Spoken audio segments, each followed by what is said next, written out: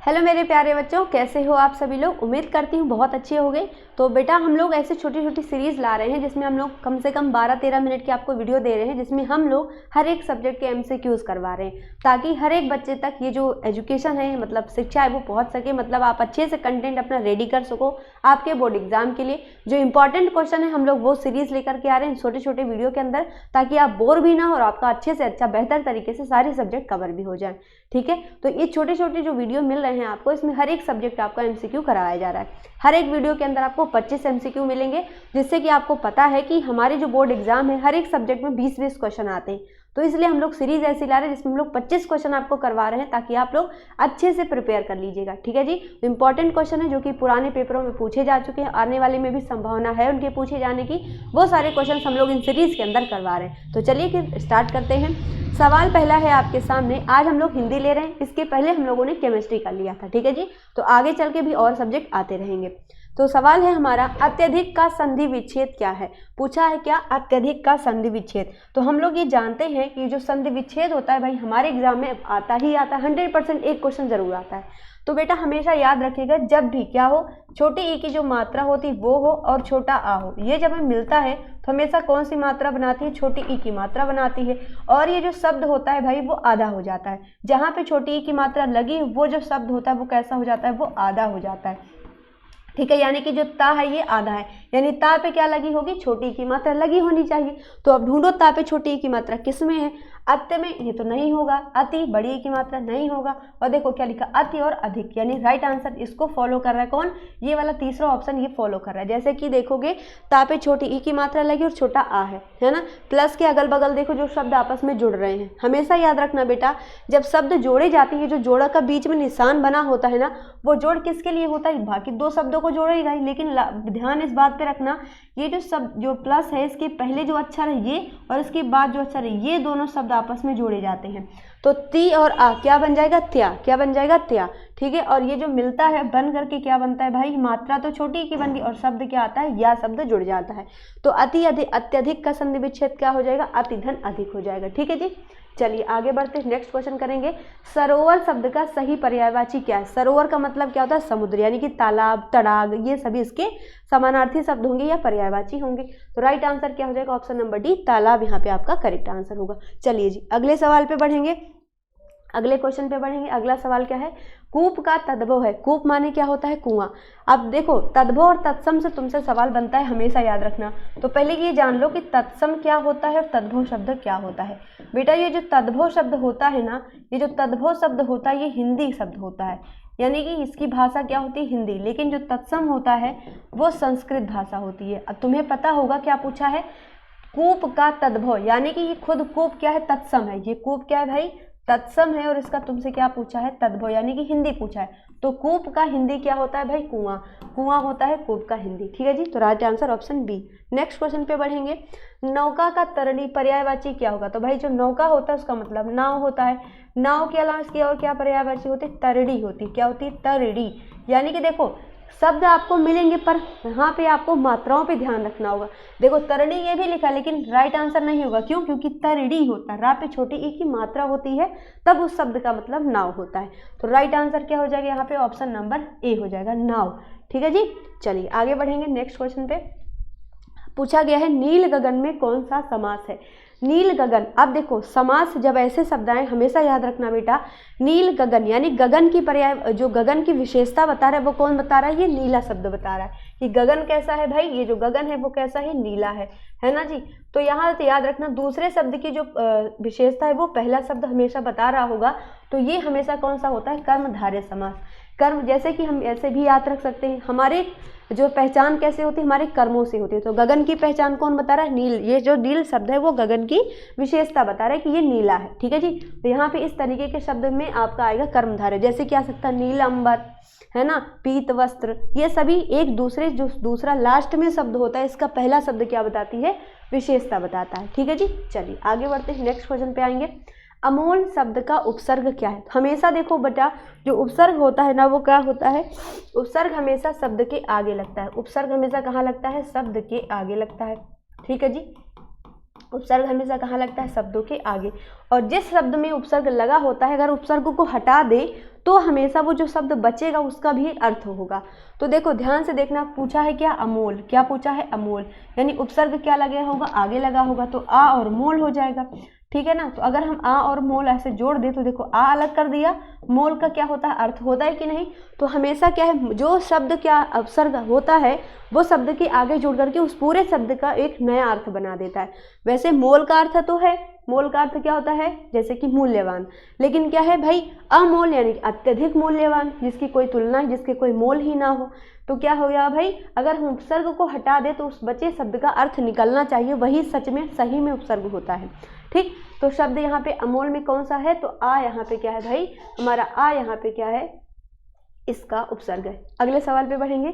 धाय धाम काम सब त्यागी, इसमें कौन सा अलंकार है? धाय धाम काम सब त्यागी में कौन सा अलंकार है? तो इसमें है बेटा उत्प्रेक्षा अलंकार। किसमें है? उत्प्रेक्षा अलंकार।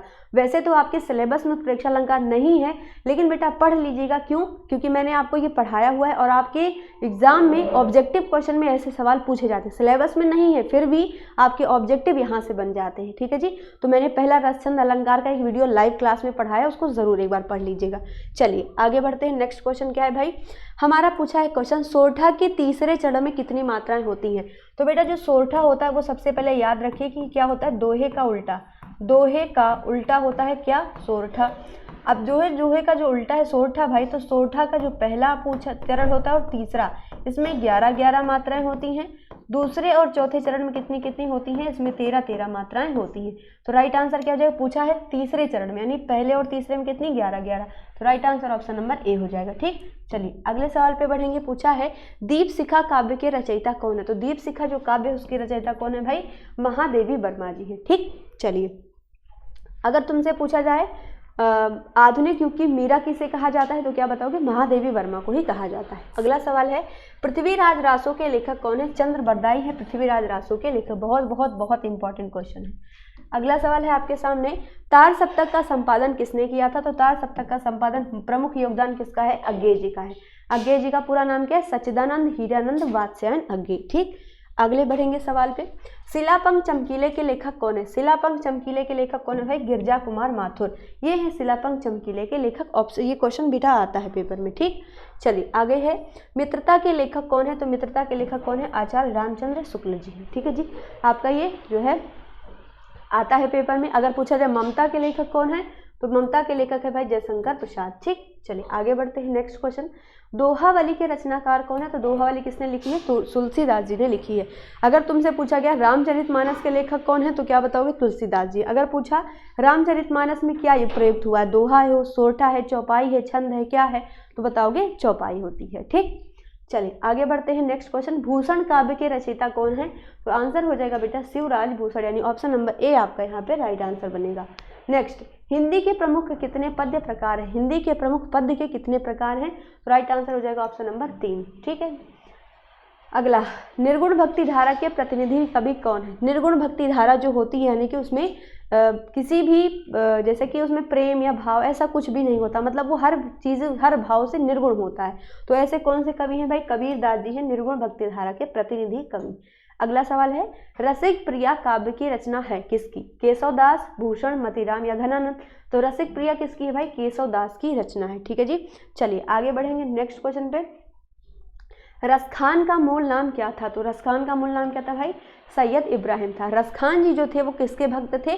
तो भगवान श्री कृष्ण जी के भक्त थे। और इस पे भी आपसे क्वेश्चन बेटा पूछा जाता है कि जो रसखान जी थे वो किसके भक्त थे। ठीक है जी, याद रखिएगा इसको। चलिए 20 नंबर क्वेश्चन पे, गंगा लहरी के रचनाकार का नाम बताइए। गंगा लहरी के रचनाकार कौन है बेटा?